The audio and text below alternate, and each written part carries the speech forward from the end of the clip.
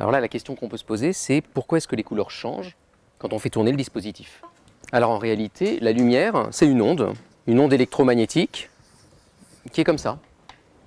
Et ce qu'on fait en fait, quand on l'envoie dans cet objet, ça s'appelle un polariseur, elle arrive dans toutes les directions, mais quand elle passe à travers ça, elle se retrouve dans une seule direction. Et le polariseur, si je le fais tourner, il change cette direction. Ensuite, ça arrive dans le scotch. Et là, le scotch, ce qu'il va faire, c'est pas choisir une direction, mais c'est plutôt la faire pivoter légèrement. Et ce pivot, cette rotation, va dépendre de la couleur qu'on choisit. Si on envoie du vert, ça va un petit peu pivoter. Si on envoie du rouge, ça va bien plus pivoter. Et puis derrière, on met un troisième filtre qui fait ressortir et choisir à nouveau une direction.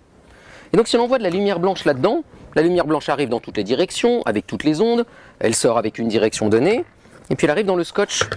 Et là, elle ressort du scotch en tournant. Le vert tourne un peu, le rouge tourne un peu plus, le violet encore plus. Et quand ça va arriver là-dedans, ça va mélanger toutes les couleurs et va ressortir quelque chose qui est plus du tout blanc, qui est violet par exemple. Et si maintenant derrière, je fais tourner le scotch c'est un milieu biréfringent, si je le fais tourner comme ça, le mélange va changer. On va mélanger différemment le violet, le rouge, le vert, de sorte que moi derrière, je vais voir apparaître une nouvelle couleur. Et donc cette espèce d'arc-en-ciel qu'on voyait en faisant tourner comme ça, vient en fait du fait qu'on a manipulé l'onde et qu'on a joué avec cette polarisation grâce au scotch.